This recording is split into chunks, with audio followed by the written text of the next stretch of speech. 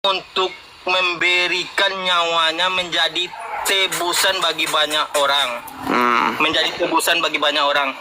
Yesus ini kita nggak akan bahas melayani, mereka itu melayani, tapi tebusan bagi banyak orang. Dia itu yang pertama itu menanggung dosa, yang kedua menebus. Ada kata-kata tebus, tapi kalau dia maha kuasa, Des, harusnya dia nggak memakai kata tanggung atau kata tebus, harusnya, Des.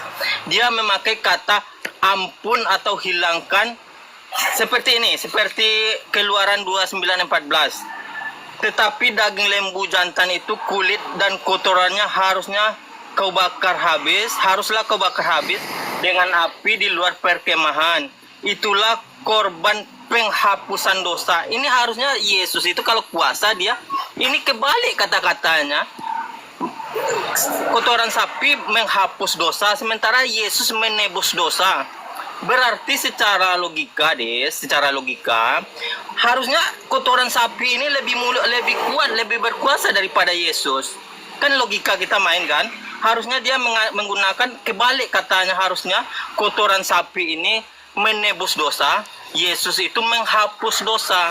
Bagaimana pemahamannya menurut kamu, Des? Masa kotoran sapi bisa menghapus dosa, sementara Yesus saja yang maha kuasa hanya menebus dosa atau menanggung dosa? Gimana pemahamanmu? Coba kau kasih keterangan hal tersebut. Udah, lanjut. Oke. Sudah. Logikamu salah, udah. Jawaban saya segitu aja. Ya udah, singkat aja, ngapain pusing-pusing jawab logikamu, ngapain? Logikamu salah, udah. Anda bahas Alkitab, Anda artikan, Anda bahas Al-Quran, Anda tafsir sesuka hatimu. Enggak ada saya menafsir sesuka hati. Kamu enggak ini. Sementara Alkitab mana saya menafsir sesuka hati, nggak pernah saya tafsir mana. Nggak pernah. Saya cuma baca. Mengapa Yesus tadi timbul pertanyaan sebagai manusia berakal, kita kan timbul pertanyaan. Mengapa Yesus hanya bisa mampu menebus dosa, sementara kotoran sapi saja dia bisa menghapus dosa? Berarti lebih mulia dong kotoran sapi daripada Yesus, lebih berkuasa dong kotoran sapi daripada Yesus. Apa makna dari di mana kotoran sapi menebus dosa, di mana? Coba Keluaran 29 ayat 14. Mana coba kau baca. Coba kau jelasin sama saya. Aku baca, oke, siap. Aku baca ya.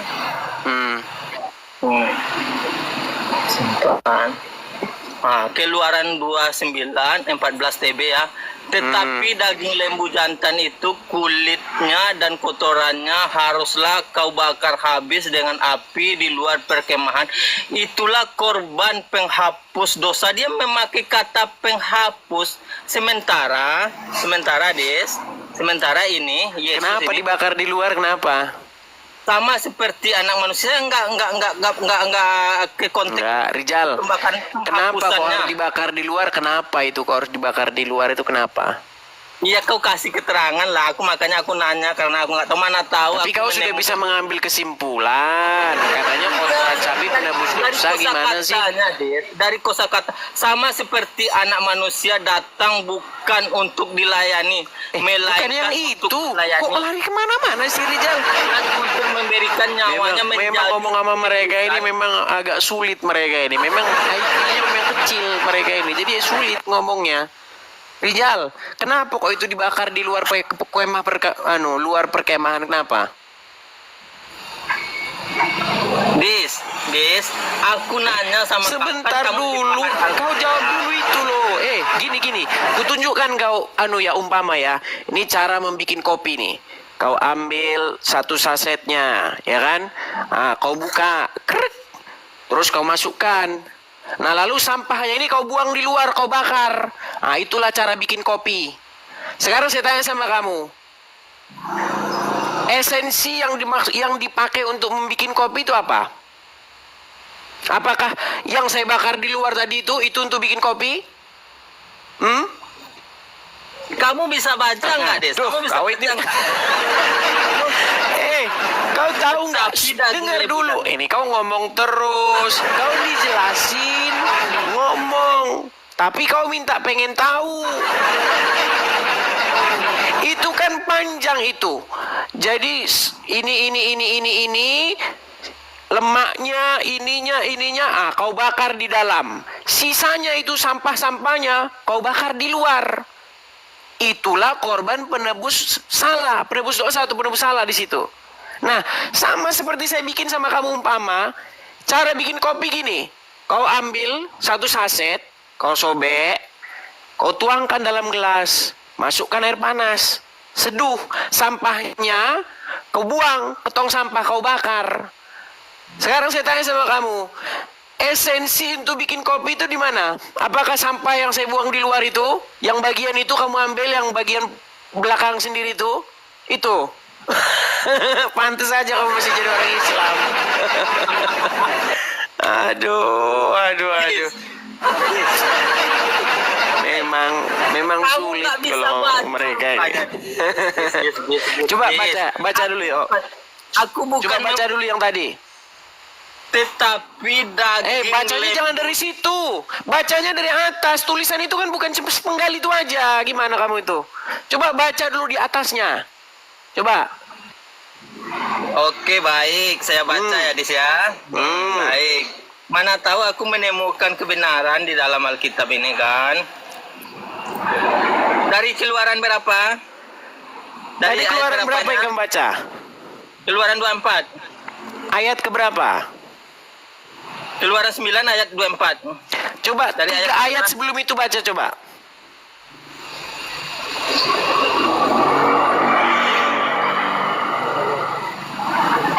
Bentar ya, saya cari ya.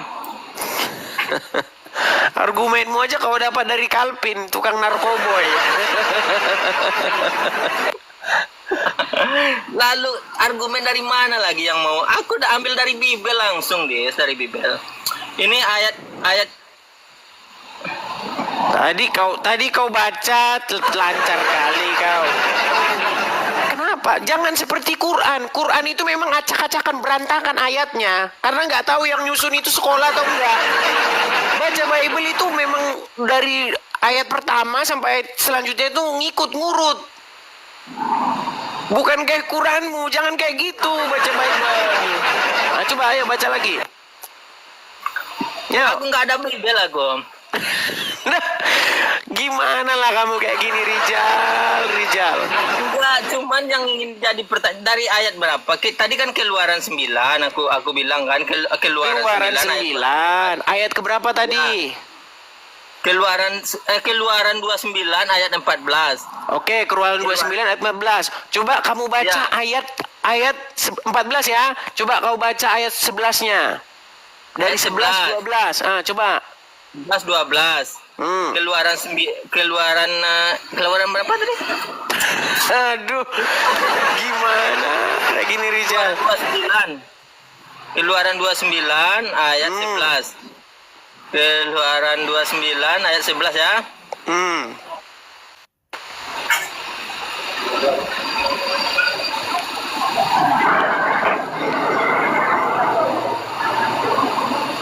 Nah, ini Des. Coba. Oke, Des. Coba. Ayat 11.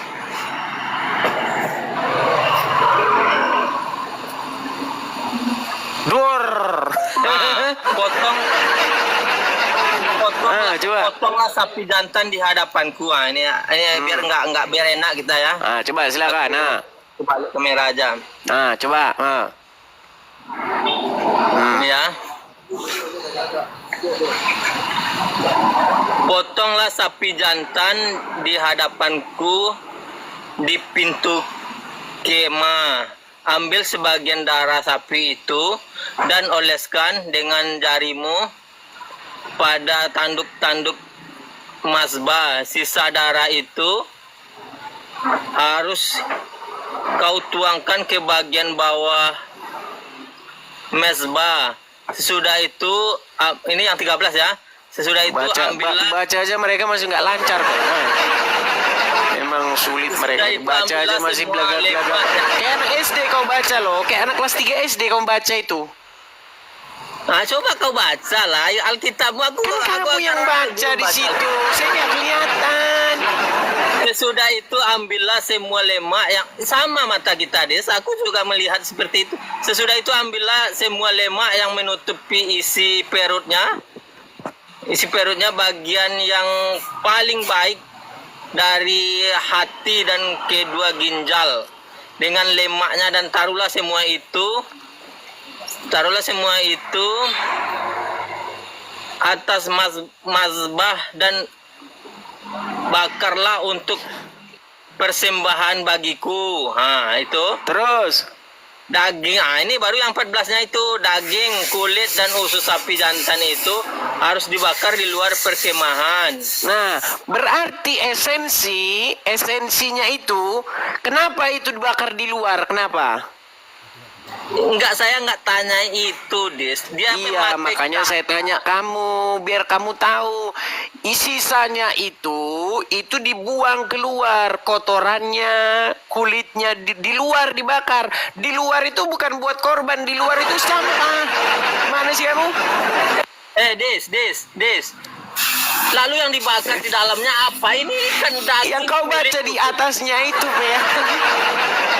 Yang kau baca di atasnya apa? Ini dagingnya. Kau baca enggak? Kau enggak nyimak. Memang kau enggak memahami Alkitab kau sendiri, Des. Daging, kulit, dan usus sapi jantan itu harus dibakar di luar perkemahan. Mana sampahnya? Coba kau baca lagi dari atas, coba. Daging ini yang 14, daging, kulit dan usus sapi. Daging, kulit. Jadi yang dibakar di dalam itu tulangnya aja, gimana? Atau apanya? Bukan yang barusan kau baca di atas tadi loh, itu yang dibakar sebagai korban persembahan, itu yang atasnya. Ginjalnya tadi. Ginjal. Bagian yang paling baik dari hati dan kedua ginjal dengan lemaknya. Dan taruhlah semua itu di atas mazbah dan bakarlah untuk persembahan bagiku. Sementara sampahnya kau bilang dagingnya, sampahnya kulit dan usus. Ini daging, kulit dan usus sapi jantan itu harus dibakar di luar perkemahan. Daging sapi. Iya, kenapa itu harus dibakar di luar kemah perkemahan? Kenapa? Kok harus dibakar di luar? Memang kau nggak mengerti dengan kitab suci. Kamu Rizal. Udah lah Rizal, udah. Kau ada pertanyaan yang lain nggak? Pertanyaan yang baru, yuk. Pertanyaan yang baru ini aja nggak kau jawab, apalagi pertanyaan yang berat-berat nanti. Ini aja nggak Udah bisa saya jawab itu. Kalau masalah otakmu nggak nyambung yang baru, ayo silakan, ayo. Silakan. Jadi sama mereka ini kayak gitu aja. Otak mereka ini kecil. Udah saya cari muslim di mana-mana, otaknya kecil semua, nggak ada yang ini. Kecil otaknya. Nah, gimana? Kau pelajari nggak Alkitabmu, Des? Kau pelajari nggak Alkitabmu? Kau pelajari nggak? Rizal, 13 tahun saya pelajari, 13 tahun. Alkitab maksudmu, Alkitabmu. Quran, Bible 13 tahun sudah saya pelajari. Jadi ingin kutanyakan di sini, ini salah dalam penulisan atau salah dalam terjemahan, atau memang itu benar memang kemampuan Yesus Tuhan itu hanya bisa menebus dosa. Berarti kalah kuat dong sama tai sapi tadi Yesusmu. Sementara tai sapi aja menghapus dosa. Gimana maksudnya? Kau jelaskan itu dulu. Sudah.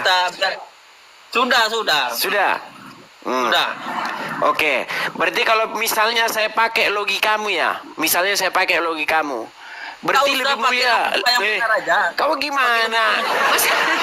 Kamu mau jawab sedih? Saya mau jawab, boleh nggak? Kalau nggak boleh jawab ya nggak apa-apa. Silakan. Berarti kalau saya pakai logikamu ya, berarti batu yang di Arab itu lebih mulia daripada Allah. Enggak, kami enggak ada bilang batu itu menjadi penghapus dosa. Udah kau tidur Rizal. Tidur ya. Udah kau tidur lah, tidur. Santar dulu, kau jangan marah-marah. Udah. Enggak ada penghapus dosa, enggak ada penghapus dosa botol kau. Aduh. Masa kau bilang batu yang di Arab itu enggak menghapus dosa, sedangkan hadis itu menghapus dosa kok gimana? Aduh. Kita telah menyaksikan rangkaian video yang panjang ini dan semua yang kita dengar, Kiranya itu boleh menambah wawasan serta pengetahuan kita untuk menguatkan iman kita semuanya. Sebab semakin banyak kita mendengar, maka semakin timbullah iman. Seperti firman Tuhan berkata, iman timbul dari pendengaran dan pendengaran akan firman Kristus. Dan mari kita ambil hikmah yang terbaik. Dan kita harus membuktikan dan melakukannya. Sehingga orang-orang di luar sana semakin mengerti maksud daripada setiap firman yang mereka selama ini pertanyakan, maka dalam kehidupan kita lah menjadi faktanya, sebab hidup kita ini adalah suratan terbuka bagi orang-orang yang belum percaya. Sampai jumpa di video berikutnya. Tuhan Yesus memberkati. Shalom.